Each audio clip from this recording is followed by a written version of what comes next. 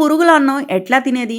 కొమరంభీం ఆసిఫాబాద్ జిల్లా కౌటల మండల కేంద్రంలో ప్రభుత్వ జిల్లా పరిషత్ హై స్కూల్లో మధ్యాహ్న భోజనంలో పురుగులు వస్తున్నాయని రోడ్డుపై భోజనం ప్లేట్లతో బైఠాయించిన విద్యార్థులు పాఠశాల సిబ్బందికి ఎన్నిసార్లు చెప్పినా పట్టించుకోవటం లేదని అధికారులు వెంటనే చర్యలు తీసుకోవాలని డిమాండ్ చేస్తున్న విద్యార్థులు.